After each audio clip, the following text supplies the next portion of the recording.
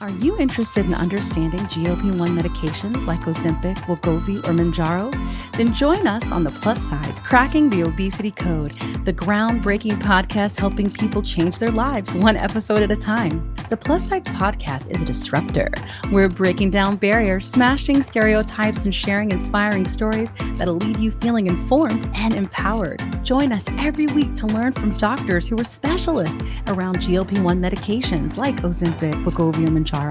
They'll provide you with science and facts to validate these incredible stories. But that's not all. We'll also bring you the voices of the GLP-1 Mounjaro TikTok community, real people who face the challenges of obesity-related diseases and disorders and discovered the incredible plus sides of GLP-1 medications. Our episodes are filled with heartwarming stories, laughter, and moments of triumph. You'll connect with our amazing community members who are reclaiming their health and experiencing their fullest lives. Are you ready to embark on a journey of discovery and empowerment? Tune in to The Plus Sides, Cracking the Obesity Code, and together we'll change the narrative around obesity and end the stigma. Subscribe now on YouTube or your favorite podcast platform and join our incredible community. Let's celebrate the plus sides of life together, because every story deserves to be heard. Every life deserves to shine, and everyone deserves access to expert knowledge and medication. The Plus Side. Introducing Peptide Vite. It's the first daily natural vitamin to help support a reduction in the major side effects of GLP1s. Peptide Vite supports fatigue, nausea, GI side effects, and promotes better metabolism. It is third-party tested, made in the USA in a FDA-certified facility. Peptide Vite is a game-changer all-in-one daily supplement. Pharmacist and physician formulated to be safe and effective. Use code PLUS20 for 20% off at zennutrients.com. Hey, everybody. What's Hello. up? What's up, Hi. Sides community? With a Z, y'all. With a Z. With a Z. Sides. What's up, How are everybody? you? What's going on with you all? It's a fantastic evening. Another evening to record the Plus Sides with a Z, y'all. We're The missing Plus Kim tonight, Sides. but we got Sabrina in the place to be. Yay. I couldn't think of anything to rhyme with Sabrina right now. I'm losing my skill. I know. I think that you need your Rick James t-shirt on again. I have my produced, arranged, composed, and performed by Prince tee on, though. Oh, yes. Gotta love it. I had to go all the way. Yeah. I know. You know what? This is a 3XT. I would buy things super huge Yeah. to be big on me, but now it's like my husband says it looks like a sack on me. You're swimming in it. Yeah. See?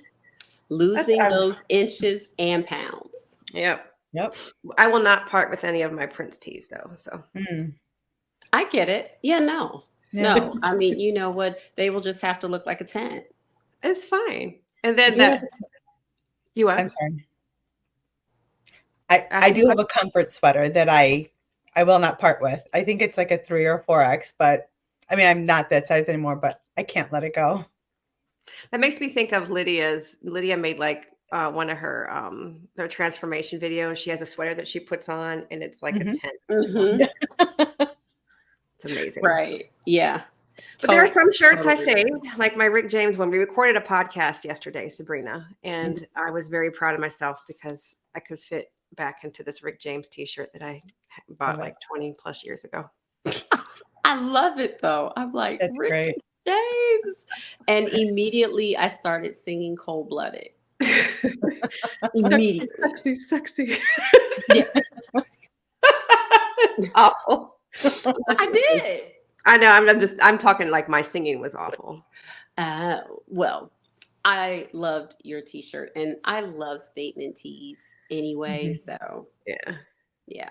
It's still a little snug, but you know, hey, I bought it snug in the first place to begin with. So I was like, oh my God, it fits. We are works in progress. We are works in progress. Mm-hmm. Look, Like it used to be like this. look, wait a minute, but do I see a collarbone there, Kat? I was peeping that, JT. I was looking at the collarbone. Right, Sabrina? I Mhm. think I peep a little collarbone. Look at them delts. I'm not quite Right, there. look at Sabrina's delts. Yep. I'll get there. Sabrina, and you're not that far either. I was peeping you too. I'm like, I think I see a collarbone there. Go Sabrina. I'm just saying. Mm-hmm. But welcome to the plus sides, everybody. Yay. I know. Welcome. We're fully Another back. episode. Yes, another episode. We're fully back into the recording schedule and life, and it feels good.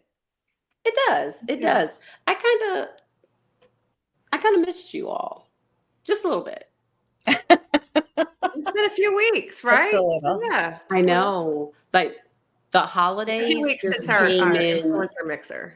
Like a wind. And then it was the mixer. And yeah. then we started recording again. And then it's just all the ebbs and flows of the community, you know, and of the medications. And you're just like, whoo, okay. It's a lot. Yeah, but it's a good a lot. You know? Oh, yeah. It's wonderful. I mean, I love this community. I love you guys, you know, so. Aw, and ditto. Yeah, very mutual. Love fest. There you go. That's it. That's it. Throw it up. Throw it up.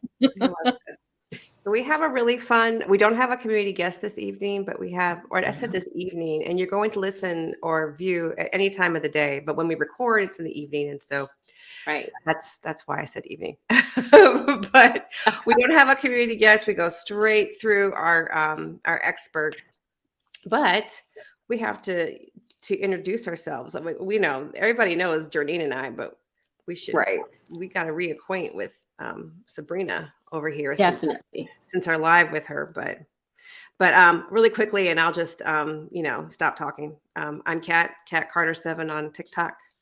I've officially lost 70 pounds. Finally.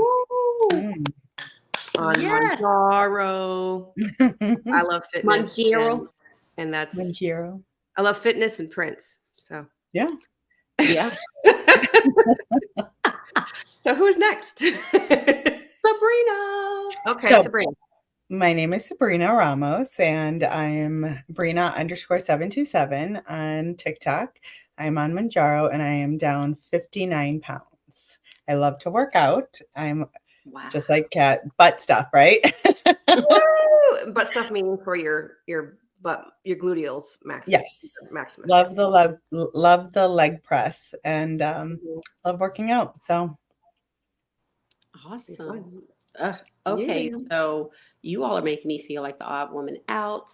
I am JT the Janine on TikTok and Instagram and YouTube, and I am down 55 pounds on Mounjaro.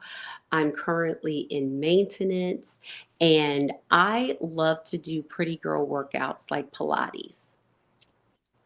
Pilates is no joke. I mean, that's a special kind of workout right there. Pilates is really, really interesting. And I'm obsessed with my stepper because it just doesn't just go up and down. It goes side to side. Yeah. So it works your core and your hips. I'm a little obsessed with it. So while I'm watching TV, I've got my resistance bands to make her dance. And I am just rocking.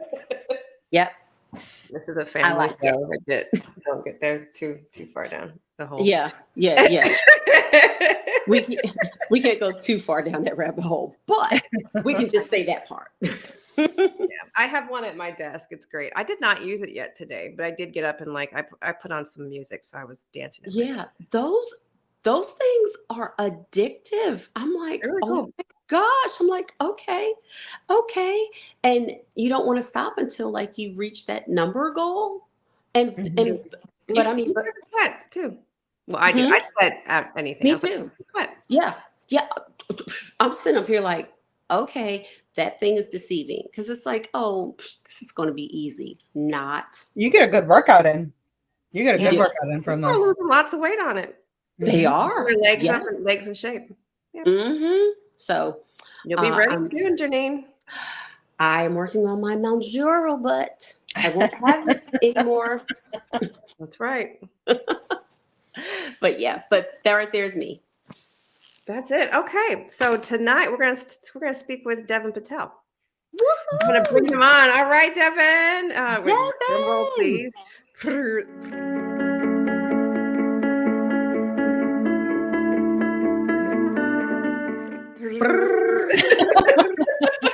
he is. It's so awesome. I got a drum roll. Look at that. You got a drum roll, Devin, and not many people get drum rolls. Yeah. You got a drum roll. I love it. You girls are looking so excited and vibrant tonight. I'm excited to do this podcast with you. This is cool. Thank you. It's going to be fun. Very, very. Thanks for being here. No, thank you for inviting me and having me on. I really appreciate it. Devin is out of all of us here on the podcast, he's in a warm, nice, warm climate. So he's enjoying. Yeah, I was rubbing it in earlier. I'm calling from Florida, so it's 100 degrees outside. So sorry. Nice, Devin. Okay. Nice. Under this hat coat, there's probably shorts. Okay. That's pretty cool. I mean, why not? Why not? Yeah. Right. I'm in sweats. It's really warm, and we're all still cold because we're on Mounjaro, right? So we're chill. Pretty much. All right. Well, Devin, we started off really easy. Tell us a little bit about yourself and how you help people. Yeah, no, absolutely. So I'm a pharmacist. I've been a pharmacist for over 20 years. The grays in my beard would definitely tell that, but I love what I do. I have a big compassion for helping patients and customers out. You know, I always have since I started pharmacy school, and that's sort of why I went in that direction. And then I pivoted. Used to have my own pharmacy, co-owned it with my brother, and then and I've worked in different assets of pharmacy. So from manufacturing to pharmacy compounding to working on the PBM side of healthcare. So I've seen many different sides of pharmacy. So it's been a really interesting ride. But the last probably 10 years have been in a supplement business, detouring and trying to come up with unique supplements to help people out in addition to with prescription medication. And then in addition to that, working, like I said earlier, in the compounding space. So have some decent knowledge there as well. So like I said, love what I do, have a compassion, and I lead with that sort of mindset of trying to come up with unique ways of making people feel better and just, be happier. That's great. We're going to have a great conversation this evening. Yes. Wealth of knowledge. I'm excited. All right. All right. So Sabrina's up. What's your question? So just how did you come up with the idea to develop Zen Nutrients? Great question. So the company was co-founded by another pharmacist, Kritika, and myself, as well as then we brought on several board certified doctors and naturopathic doctors to come up with Zen. And the idea of Zen comes back from like Asian roots, Buddhist roots, right? And Sanskrit, it means like absorption and meditation, and just being happy is the slang word, right? So. And then the word nutrients, right? So if you have happy nutrients and your body is healing from within, that's sort of the idea and concept of Zen Nutrients. Just come up with some ways to help people heal from within and be happy. Wow. That's awesome. So if people are listening or you're watching, if you're not familiar, Zen Nutrients, they're also a friend of the show of the plus sides. So I know Janine does take the Zen Nutrients. Oh, that's I do. And I am a believer. And just to show you, yes, I have both of them. I have the Peptide Bite, which is a daily GLP1 support vitamin. And for someone that had almost all the side effects of Mounjaro, look, almost all of them, I literally wish that this would have been available like when I first started my journey. And because it just would have helped a whole lot. And then I also have the everyday liver vitamin, which I believe we'll get into later with like fatty liver disease and things like that.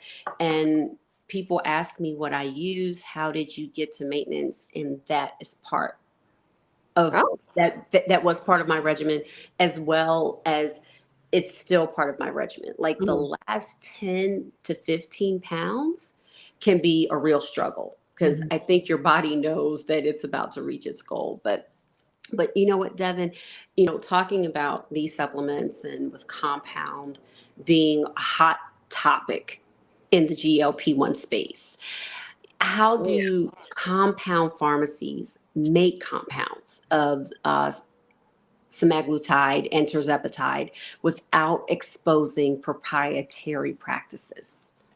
What a wonderful question.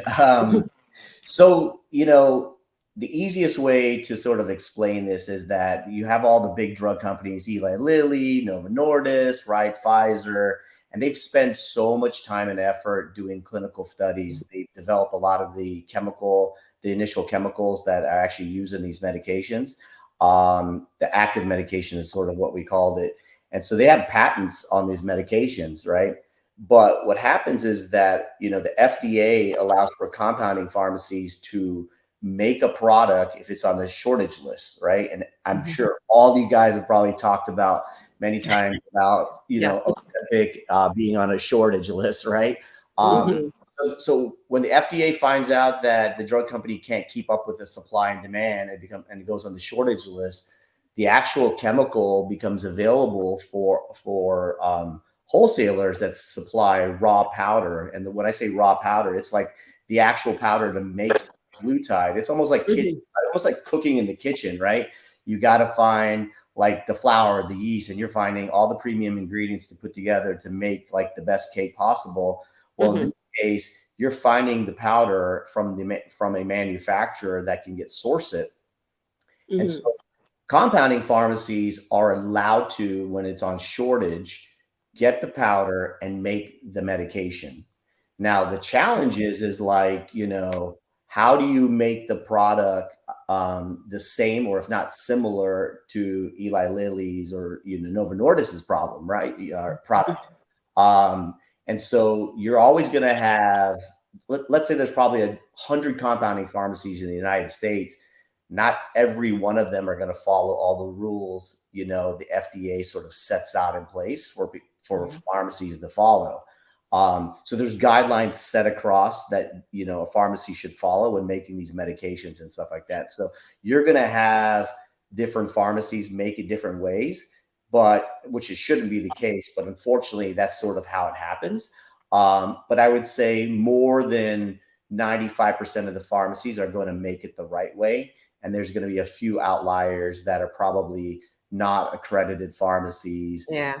Probably that are not following the rules and regulations, and they're just, basically running gray area, making the compounded medications.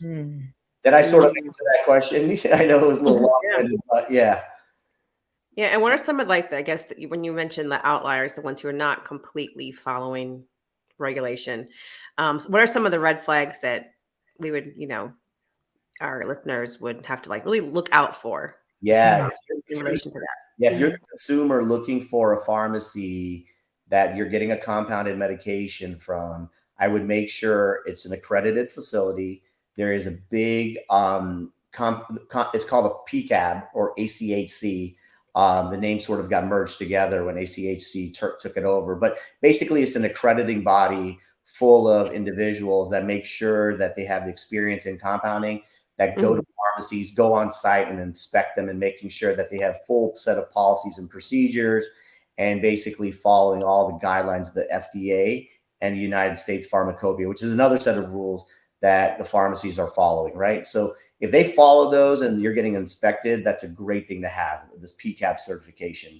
The cool thing is you can go on the PCAB website or ACHC website and you can sort of look to see if your pharmacy is accredited. A lot of times, which is cool, pharmacies are happy. They've spent a lot of time and effort. It's not easy getting accredited. So a lot of the pharmacies are going to put that badge, it's like a badge of honor, on their website. So if you don't have it there and you're using a pharmacy, chances are there's a good chance they probably don't have it, but you can still always ask them to be like, are you accredited facility or not? Right. Okay. Yeah. Perfect. Great to know. Okay. Yeah. So that's one of several types of accreditations, but that's probably one of the big accreditations that definitely help from a safety standpoint. And And then I'm going down another path too, because these days, sometimes you can buy from a manufacturing facility, and those are called 503B pharmacies, or 503B facilities. They're basically manufacturing facilities. So you have the drug companies, then you have these manufacturing facilities, and then you have the compounding pharmacies. So now you have these 503B facilities that are actually compounding or making semaglutide and tirzepatide. So that's another option as well too. So, and those facilities not necessarily are going to be accredited, but it's a great place from a safety standpoint to acquire your medication. Okay. And that's a 503. What was it? 503B? 503B facility. 503B. Keep that in mind. Yeah. Makes me think of, is it 501? It's a highway in Chapel Hill, North Carolina. Sorry, 501, 503B. So it's burned in my brain. A lot of like weight loss clinics purchase directly from 503B. So, like some of those weight loss clinics that you see out there that are injecting you once a week or once, on site, or give you the pre-filled, sometimes syringes, or make it convenient. They're buying from a facility, typically a manufacturing facility that's making compounded semaglutide or tirzepatide. Great. Yeah. Great. Well, I got another question for you. What are the causes of speaking of compounding, prescription pricing? What are the causes of the compounding prices being vastly different from the commercial medications? Yeah. So really, when I talked about earlier about the pharmaceutical companies having to spend so much time and effort in clinical trials, a lot of the money is going into clinical trials, right? And that research, So believe it or not, it takes quite a bit of time for the pharmaceutical companies to sort of recoup a lot of that time, money, and effort running those clinical trials, and from drug development to actually running the trials. And then post after that, marketing dollars are just incredible, right? If you're on the couch, they're having primetime slots, right? I'm sure on the big bowl game that's coming up, they're going to have some primetime slots as their. I'm sure. Yeah. But I mean, all these things Definitely. all these things drive up the cost. But it's crazy because the actual raw powder itself is not, it's expensive, but it's not super expensive. It's not 10 times or 7 to 8 times the cost right now of semaglutide, right? Some patients are paying $1,000 to $1,200. And then many compounding pharmacies are selling it for, let's say on average, $300, $350. So what would you like to pick, right? Obviously if you have insurance, that's a great thing. But if you don't have insurance, a compounded product is a great option, So, but those are the sort of the contributing factors on why the prices are so different. Yeah, makes sense. I mean, clinical trials are, and they can go for years and years, and so much money to monitor. And the cool thing is, and you see this with the clinical trials, I mean, they're not stopping. The data they're collecting is amazing, because now they're like, for example, they're doing data collection on using semaglutide on fatty liver, right? Now you're going to run trials for that, right? So you have all these different disease states that semaglutide and tirzepatide are working on. And so they're going to continue running these trials, and it's going to continue to obviously be expensive, but the data collection process is super helpful to us, right? Okay. I got a nerd question. The thing just popped in my head. So we got familiar with clinical trials during COVID, a lot of the vast American public, because Dr. Fauci said they sped up the trials of the COVID vaccine to get it to market. Because there's such a shortage, do you see maybe some of those clinical trials being sped up in the future to bring them to market for different diagnostics or different issues? Yeah, they do that, from time to time, but really they always obviously look first and foremost at the safety standard, right? So let's say you enrolled 100 people and the initial data is showing very, very promising data. And then you go to the FDA and say, hey, FDA board, I really want to speed this up, not 3 to 5 years of data collection. Can we do it in 1 to 2 years? Well, the data has to be so promising initially from a safety standpoint, because if not, you're obviously going to potentially harm a lot of people, right? And and you saw the huge amount of side effects that are associated with the GLP-1s, right? Right. So they're gonna take the road of safety first before trying to speed things up. But in cases where obviously like the vaccine, like, you know, we're hurting on one end, right? That was a big one. Yeah. Right. Yeah. So Yeah. so they obviously look at that as a outlier and try to then expedite those different companies. Gotcha. Yeah. Okay. Gotcha. Yeah. Okay. Wow. That was a good nerd question. That one was good. But so Dr. Devin Patel, could you expand on why measurements of medications, especially compound GLP-1 medications, differ like between units versus commercial ones? And we get that question so many times. How many units convert over to milligrams, and it's different? And can you just help us? Yeah, I'll help you. I'll even give you like a little chart. I mean, maybe you guys can put it up on your website or share it or something like that. Absolutely. Send it to That'd us. be great. You're absolutely right. I mean, really, with the drug, I mean, when you obviously look at both GLP-1s, the two common ones we're talking about, they're dosing them in milligrams, right? You know, but these are old syringes that have dial-up, but the actual amount of mLs that are in there sort of are less than the amount of milligrams. So they're not equivalent, right? You know, when you get that compounded vial, it's obviously like, what the heck, you know, right? Because you have this insulin syringe that has units on the side and not milligrams. So you're absolutely correct. I mean, even in the pharmacy, we get questions from diabetics, you know, that have this issue, but obviously with the GLP-1s, it's even more confusing, right? So because it's an insulin syringe, the insulin syringe typically has 100 units on the side, and a tenth of a unit as like a starting dose, right? So there's numbers on the side: 1, 2, 3, 4, 5, 6, 7, 8, 9, 10, all the way down that side of that syringe. The 10 units equals 0.25 milligrams, right? So the pharmacy that you are purchasing from or getting this from should really do a good job of explaining that. And it doesn't sound like that's happening because there's so many compound pharmacies and so many places to get out there, right? So this would be a cool thing for you, maybe doing even more some TikToks to explain it with this chart. But I'll get it over to you and stuff like that. But it's really not hard once you sort of see the chart, you know, like for initially, if there's a 1 on the side of that syringe, right, that's 10 units. That 10 units, like I said, is 0.25 milligrams. And then typically a lot of people scale on semaglutide to 0.5 milligrams, right? And then those 0.5 milligrams is 20 units, right? So yeah. And like that's my head with it's tough because it doesn't go like 1 to 1, right? You know, 1 milligram is 40 units. And so it all has to do with the concentration of the vial. And some places have different concentrations too. So that'll throw you off as well, right? You know, so like I said, you know, the patients have to do a better job of asking if they're not provided these directions instead of assuming.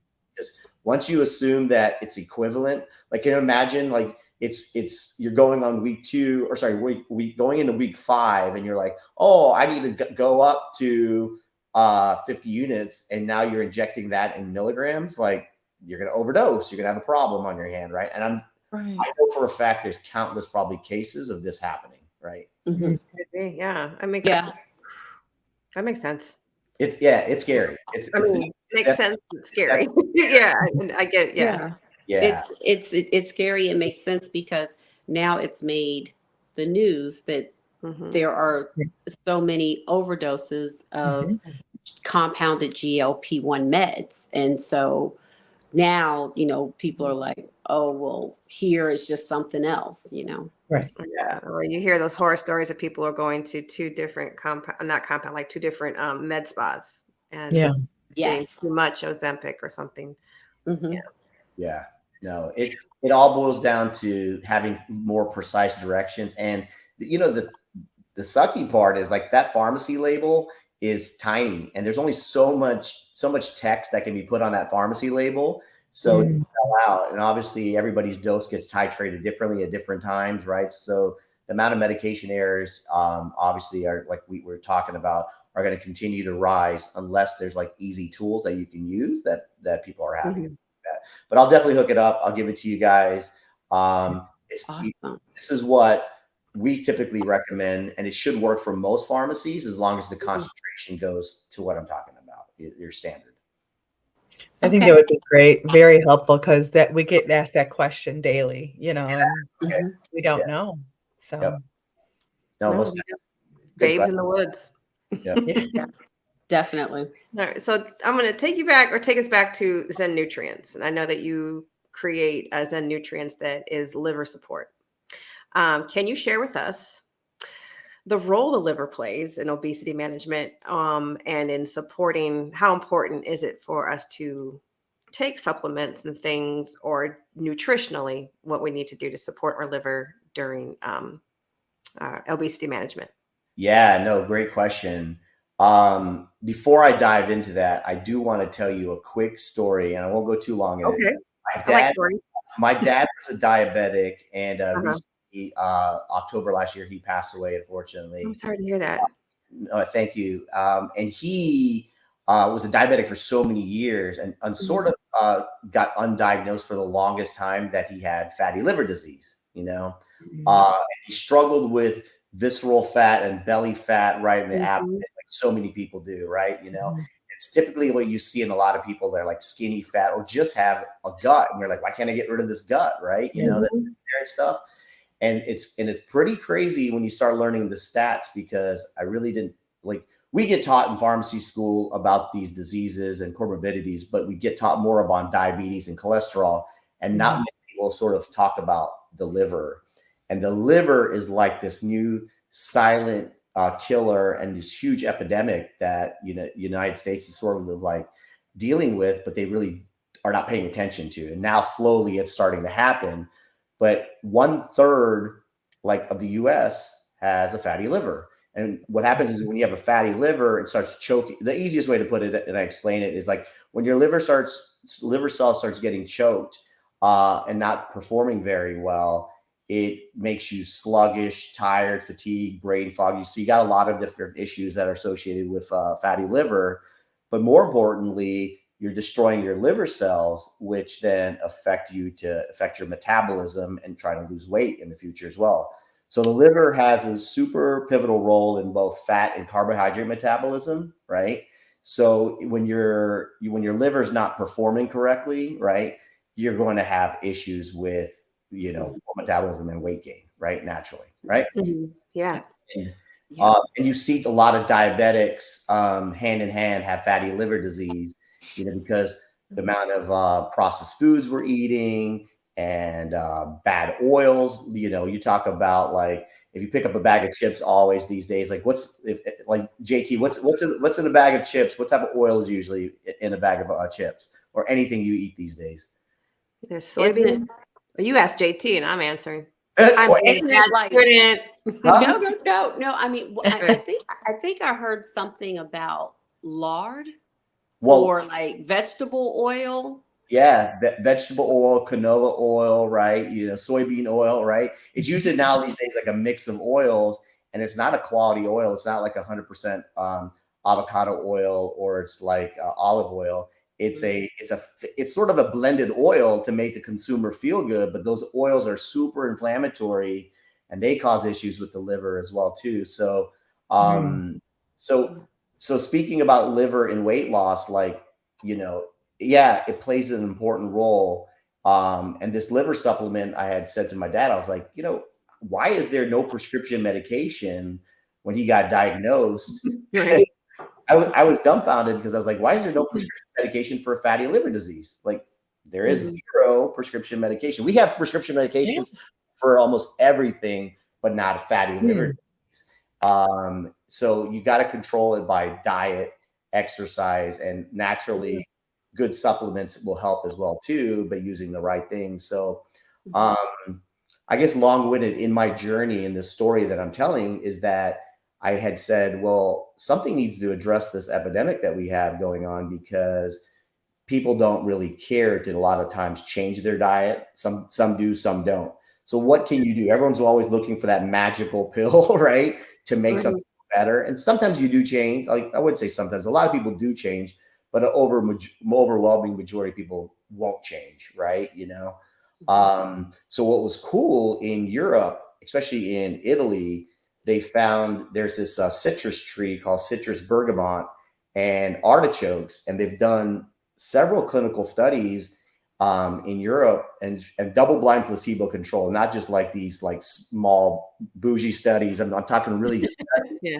And they found like these two ingredients put together at a dose of 600 milligrams was able to help drive down liver fat accumulation, right?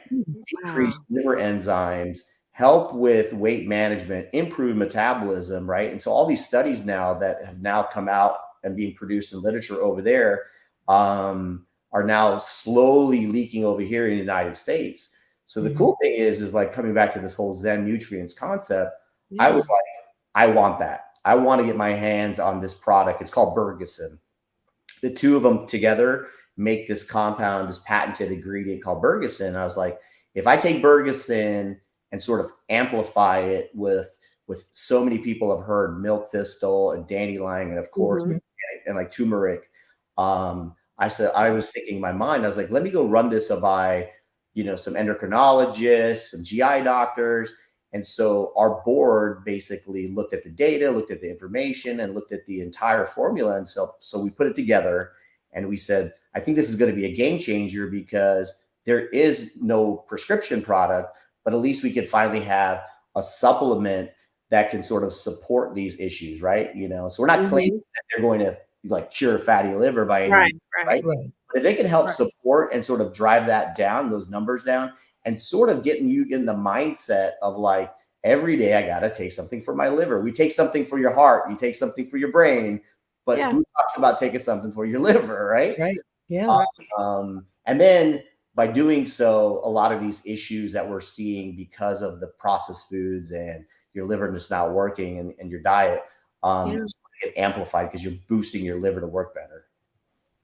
That's so great. My dad had fatty liver issue as well, and I lost him 2 years ago. So I totally understand. Yeah, I get it. No, thank you.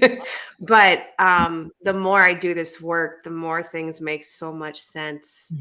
I know that I was like father, like daughter. I had issues with binging, and my dad was a binger. And I think about like, had these GLP1s been around for him, he did develop type 2 diabetes, but he got healthy. He started to eat right, and of course he avoided. My dad was a sugar guy, so am I. But the fatty liver was what took him in. So I'm inspired to start taking that as well. So yeah, and I appreciate it. No, it's crazy. Like, speaking of your dad, because now you start this journey and talking about other people, and you that as well as like, I can't tell you countless people. I mean, it goes into that whole stat of 1/3 of the U.S. Like, some people have it and then undiagnosed, but the people that do have it, they're like, what am I going to do about it? And this is exactly where the GLP1s are just super amazing. They come in because obviously you're curbing your appetite for one, eating less, and I'm a snacker as well. So you're not giving your liver a break, right? And that's one problem. And then if you are giving it a break, you got to sort of feed it good nutrients, right? All the foods that we're eating are so nutrient dense that you're like, all right, well, they lack good B vitamins, and so they're not organic, they're not bioavailable. So like, coming up with this idea and this product was like a game changer for us, because we're like, it's not going to, hopefully it makes a difference in a few people's lives, and that few people then start magnifying, telling more people and stuff. But trying to get the word out is the biggest challenge, because we're also creatures of habit and no one wants to change, right? So that was why the clever idea of the name, the everyday liver, was like, you got to take this every day, because if you don't, then you're just going to leave it with everything else. And most liver supplements are about detox. Like people are like, oh, I drink and that's why I need to take a liver supplement to detox. Well, this does detox, help with and supports hepatic and cell regeneration, and helps removal of fat accumulation. Like there's nothing that does all three of those. So a lot of the GLP patients now are like adding it on, like you, Janine, right? You know, they're adding it on because they're finding themselves hitting a plateau or stagnant, and it's just an extra tool that helps sort of amplify, you know, your weight loss goals. You know, so yeah. It's appreciated. That is amazing. And just talking about the liver, and no one really talks about it. Like you said, we always talk about the heart and the visceral fat and the sub-Q fat. And the more we do the plus sides, the more we learn. And especially when you talk about, you know, type 2 diabetes, it's like, oh, okay, you know, but I think slowly but surely we're getting the word out about the importance of the liver, because it's always the stalls, the plateaus, what should I eat, you know, the conversion units. So those are some pretty common, frequently asked questions, you know? Yeah. For me, like the liver was not even like on my realm of like what I was paying attention to, you know? So ever since I got on a GLP-1, like so I'm like writing this down. I was like, get his stuff. Right? Yeah. It is beyond important. And we have members of the community and that's why it's so important to get blood work done, that now some have elevated liver enzyme levels while being on a GLP-1, and some have their doctors saying, if your liver enzyme levels don't come down, we have to take you off of this medication. Yeah. So so it is pretty serious. But I mean, thank you for explaining that. But you know, Devin, the plus sides is all about cracking the code to obesity and advocating for those that, you know, suffer with the disease of obesity. Would you consider yourself an individual that has struggled with this as well? So funny thing is, I'm sitting around like 175. I used to be like 190. I wouldn't say I was ever a really heavy set person, but you know, where I did struggle is dealing with like 4 chins, you know, right? And the weight loss, the weight gain I had was always in my face. And my wife would be like, man, you snore so much. You got to lose weight. You got to lose those 10, 15 pounds. I feel like I'm at a good place, you know, now because I do exercise 4 or 5 days a week. And believe it or not, like I'm Indian and, you know, and I happen to be vegetarian. So like, it's a struggle to be vegetarian and Indian. And what happens is because our diet is not the best, okay? Because we eat a lot of carbohydrates. You think you're vegetarian, you're eating a lot more vegetables. Like I love cheese and I love, you know, pizza and pasta and all these things. And obviously those things are not good for you, right?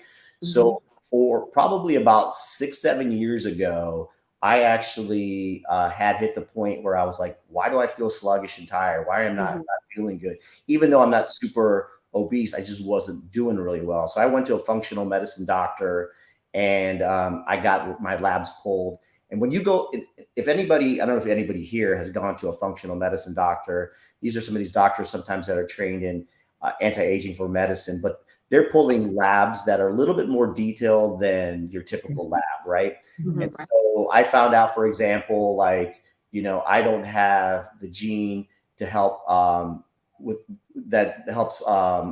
folic acid, right? So if I take regular folic acid, MTMHR, basically what happens is that you need to take a methylated folic acid. And so probably, I think the stat was the latest I had looked, the last I looked was over like 30% of the US take folic acid and it doesn't help them because they don't have this gene help to convert, right? So that's why you see like methylfolic acid or methylfolate, right? So anyway, going to this functional medicine doctor, what I learned tremendously that some of the things I didn't learn in school is that the quality of your supplements you buy make a difference. The 100%, the more organic or bioavailable form makes a difference, right? So if you look at cyanocobalamin versus methcobalamin, right? Methcobalamin means it's in the methylated state. Without sounding too nerdy, it's in the more bioavailable states. That means it's in your body, doesn't need to convert. And so then it just works and you're going to feel better, right? So we sort of come up and make sure our products have like the best ingredients possible, you know, by looking at cost as well, right? Because if I put ridiculously the best always, then someone's gonna be like, dude, I'm not gonna pay $80 for your supplement, right?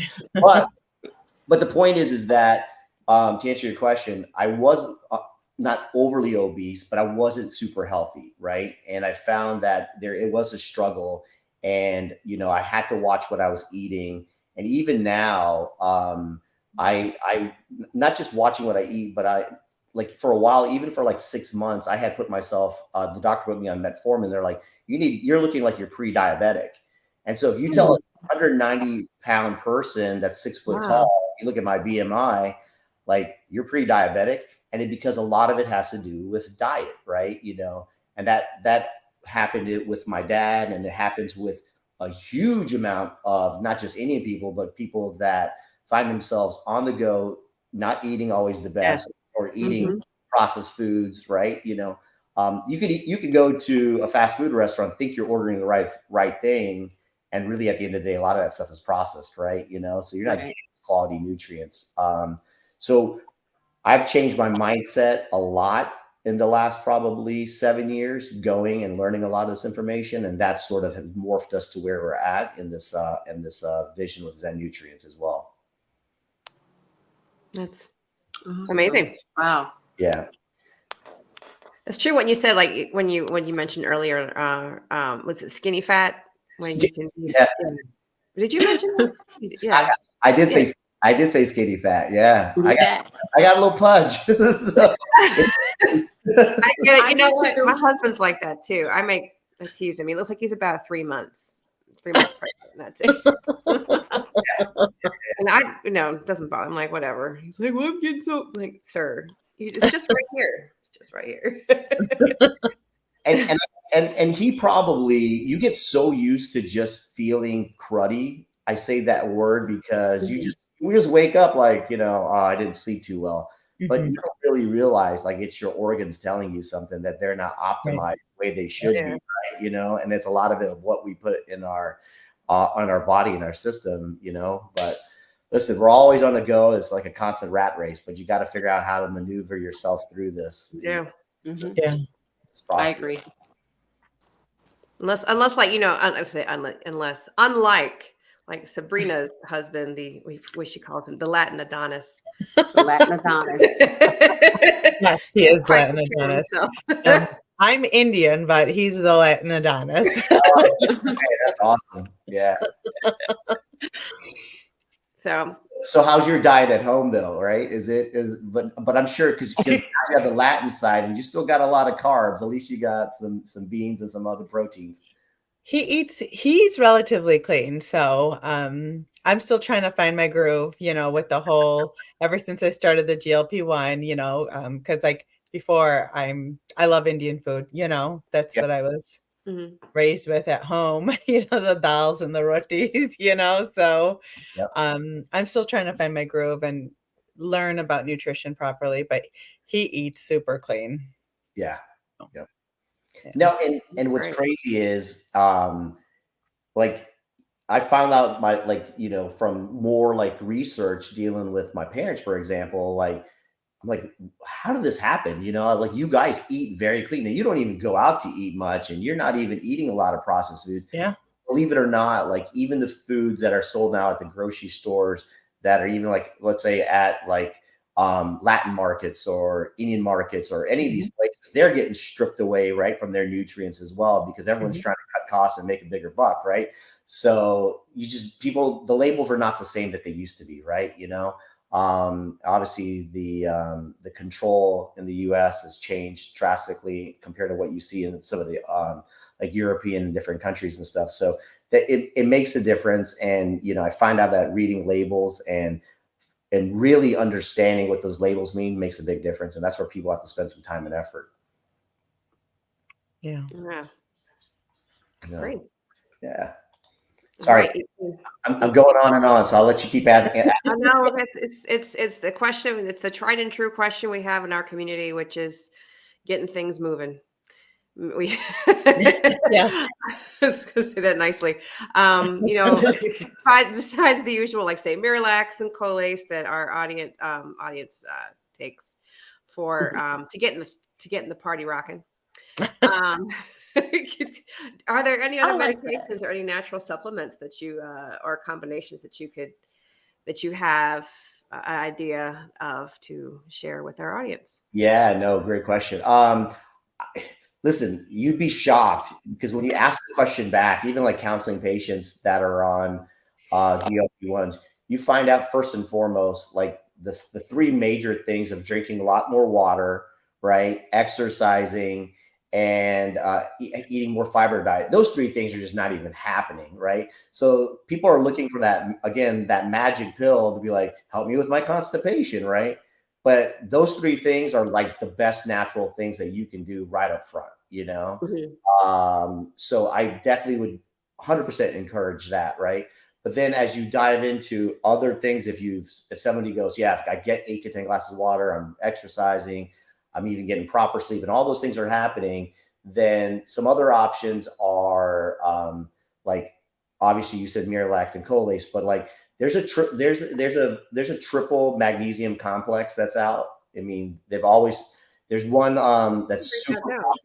There's one that's super popular that you can find on like through TikTok and different channels that people are talking about. There's one called Bioemblem Triple Magnesium Complex.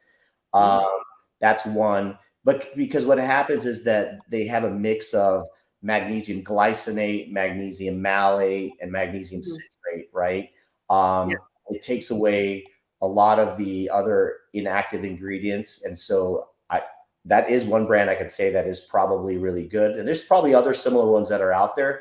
But you figure like $30 for a good magnesium supplement, you get a 90 count, you take at least one a day, stay ahead of it, right? Because a lot of times they don't want to stay ahead of it and take a lot of the supplements ahead of time. So they're like, it's not going to happen to me, right? And once you get blocked up, right, then it's like, oh God. Right? Yep. And it'll make you a believer. Yeah, exactly. It really will. Yeah.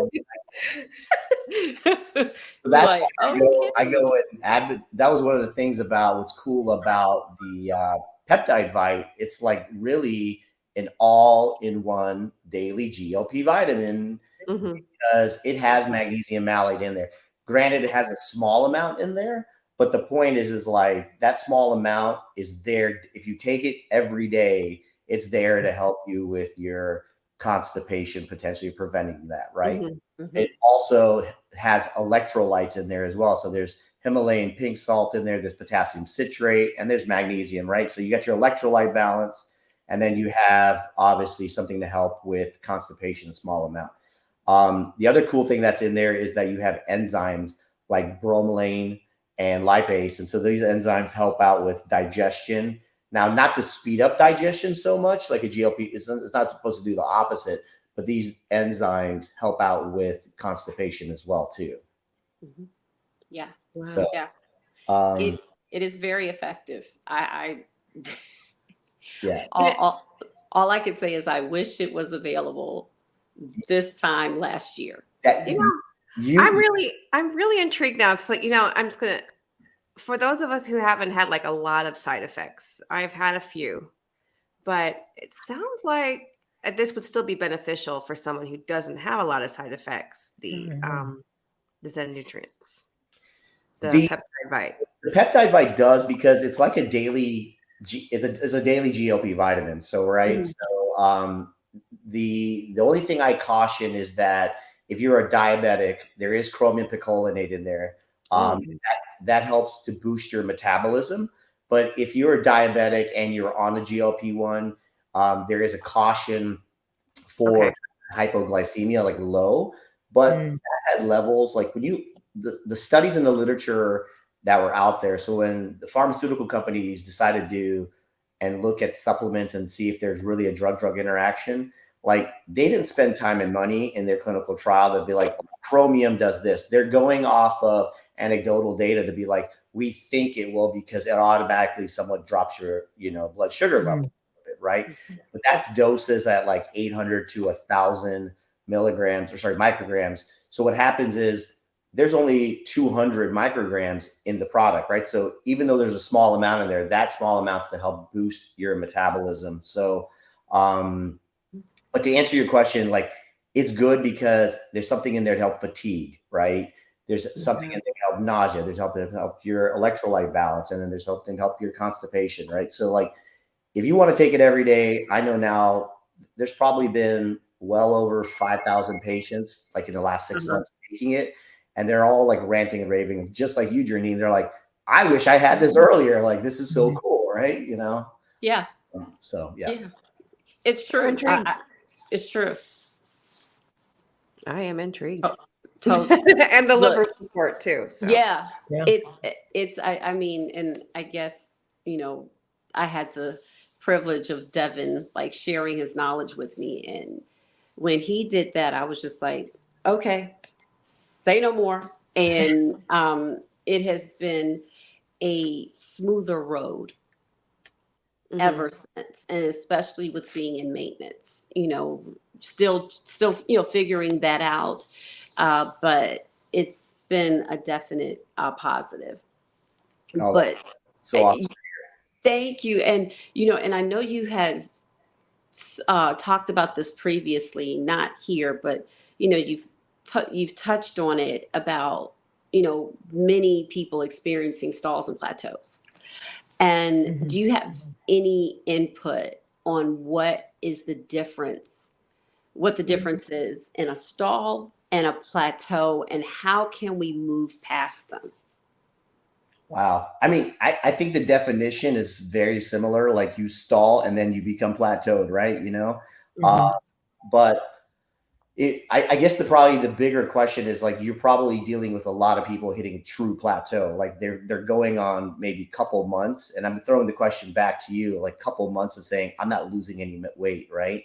Yeah. And what you're hearing now is like, in many instances, that's somewhat normal, right? And I mean, people are so happy of just like losing all this weight, and then you hit this plateau, and you're like, man, what the heck, right? Why can't I lose any more weight? You're trying so many things, and I think that's partly just normal, right? Now if you're hitting probably 6 months and nothing's happening, then you got to go back to the drawing board of like, all right, am I getting enough sleep? Because that's a big thing that people, believe it or not, people are not getting, and watching their stress and cortisol, right?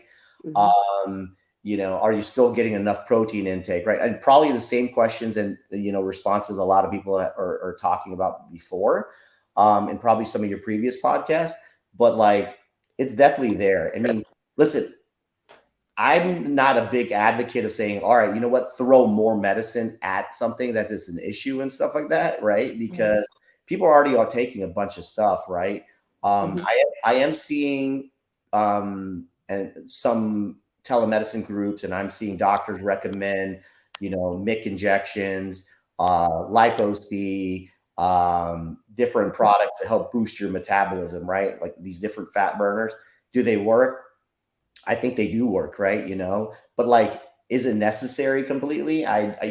Without having to spend a couple $100, on more of these products, I don't think always the case. I think everyone's that quick fix. So just, I would say fix the first things first, of your diet, your exercise, your sleep. And then if that's like completely maxed out, then maybe try something else. But those plateaus are real, right?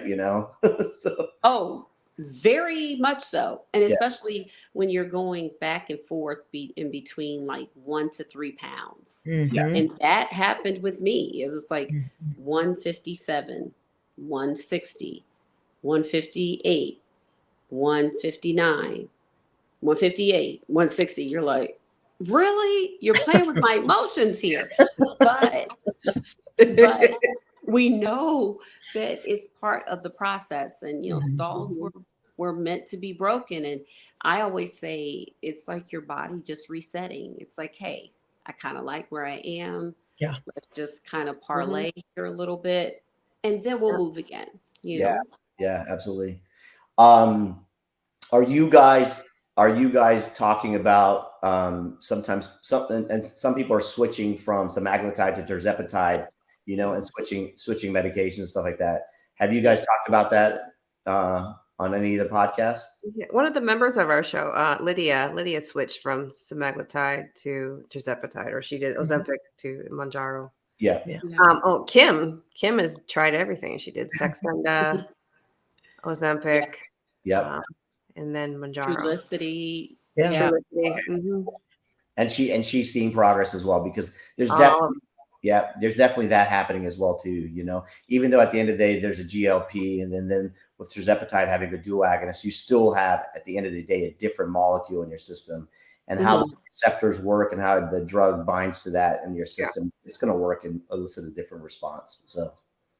Yeah, and I'm not sure if you all are seeing this, but many people that are kind of flowing, you know, to a different GLP-1, they're, you know, many of them were maxed out on the previous medication. And then when they, like, for example, come over to tirzepatide, they're like, I'm not losing any weight. What is going on?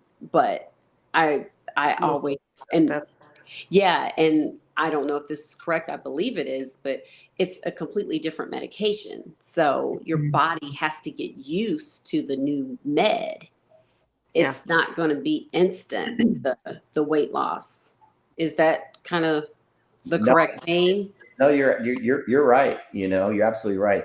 And listen, even the pharma companies are still learning, right? So because this wasn't part of their initial data collection, right? So they're still all learning from us. We're all in definitely, it feels like we're in a process in the middle of, it sounds kind of big, not a revolution. We're in the process of a change, of a big change. Yeah. So. Yeah. And, you know, and I like telling this, you know, to a lot of people, like at the end of the day, are you happy from where you were 6 months, a year ago? And most people are like, well, hell yeah, I am. Right. You know, right. I mean, people have struggled for such a long time at being at a certain weight, and now you're there, and now you're getting frustrated because you're like, damn it, you know, I want to even keep going. Right. True. You know? So sometimes your body's just telling you, like, you know what, when the time's right, I'll kick it into gear, the next phase and stuff, you know? No, I get it. I was like static for almost an entire year, probably like March until December, about the same weight. But I dropped, like I tell every episode, like I dropped like 2 pant sizes. I work out a lot, so I just deduced it to that. But lately, I think my life finally slowed down. And so now I'm starting to see the dip again. So maybe I was just, like you said, you need rest. You need everything all to be working in conjunction. So I think that's what's going on. Yeah, I think the stress and the sleep are not talked about enough. You know, I think that those are huge factors that come into play that people don't consider. I agree. Yep. You know, I agree 180% with that. Right. I do. because we get insomnia. On we can get a little, and then we're also of a certain age, of us women in this group, sometimes, you know, insomnia does hit during perimenopause and menopause. So we got a whole lot going on. It does. We have all things. When you fix one thing, you got something else to deal with, right? Exactly. We just have all the things going on. Yeah. Kind of personal summers and I had one at the beginning of the episode. I was like, oh gosh, am I gonna make it? That's okay. Oh gosh. So we don't have any more questions for you. You're now no longer in the hot seat. Oh, awesome. Well, they were all great questions, and we get fielded those quite a bit at the pharmacy. So it's nice. I bet. So it's cool. And we'll make sure to, link all of your information. Definitely get us get that chart from you. So we Yes, can share it with I'll all get of our that to you, listeners, our absolutely. followers, viewers, everything. Yep, Definitely. Well, We thank really you so appreciate much you. for having me on the show. Loved it. I'm happy Thank to come you. back. And if anybody has Okay. any separate questions, part of your show, just shoot them over to me. I'd be happy to do my best to answer them. We will. Yeah. We definitely will. All right. Well, we appreciate you so much. Yeah, this was And, great. We'll have you back. Bye, guys. The All same. right. Bye-bye. I love it. I love it. So cool. All right. Enjoy Florida. All right. I know, right? Enjoy. Okay. Thanks. All right. Thank you. All right. Bye-bye. Bye. Okay. Oh my God. That's great. That was great. So fun. That was really really good. That was really good. Welcome to I like the way that he was Sabrina. framing his answers, very easy to understand, Yeah. Yeah, definitely. And I love how he's, sharing information. It's not, oh, well, let me just tell you this. Well, let me give you this chart. So, and, when he talked about his dad, that just kind of tugged at my heart there. I was like, oh, But it made so much sense too. Mhm. Like, that was my dad too. But wow. yeah. Everything, the more I do this work, the more everything makes sense. Everything. And you almost kind of look and you're like, why didn't I know this? But we just didn't know. We didn't know. We weren't educated on this stuff. No, but you do the best with what you have. Mhm. And we, did the best, but now we know. And so we can, advocate for ourselves better and just do better. Yeah. Yeah. All right. I will part with this. It's a marathon and not a sprint. It's so true. This journey is a commitment. It is a true commitment, and you're going to have ebbs and flows, and you just have to just roll with it. Roll with it, babe. Sorry. Yep. What I'm going to end with is set realistic expectations and have grace. Have grace for yourself. Mhm. I like I that. like that. Yeah. All right. I'll lean on my old standby. My Katharine Hepburn quote is never, always be yourself, never give up, and don't put too much flour in your brownies. You interested in understanding GLP-1 medications like Ozempic, Wegovy, or Mounjaro? Then join us on the Plus Sides, Cracking the Obesity Code, the groundbreaking podcast helping people change their lives one episode at a time. The Plus Sides podcast is a disruptor. We're breaking down barriers, smashing stereotypes, and sharing inspiring stories that'll leave you feeling informed and empowered. Join us every week to learn from doctors who are specialists around GLP-1 medications like Ozempic, Wegovy, or Mounjaro. They'll provide you with science and facts to validate these incredible stories. But that's not all. We'll also bring you the voices of the GLP-1 Mounjaro TikTok community, real people who face the challenges of obesity, related diseases and disorders, and discovered the incredible plus sides of GLP-1 medications. Our episodes are filled with heartwarming stories, laughter, and moments of triumph. You'll connect with our amazing community members who are reclaiming their health and experiencing their fullest lives. Are you ready to embark on a journey of discovery and empowerment? Tune in to the Plus Sides, Cracking the Obesity Code, and together we'll change the narrative around obesity and end the stigma. Subscribe now on YouTube or your favorite podcast platform and join our incredible community. Let's celebrate the plus sides of life together, because every story deserves to be heard. Every life deserves to shine, and everyone deserves access to expert knowledge and medication. The Plus Sides Podcast. You're not alone. It's not your fault.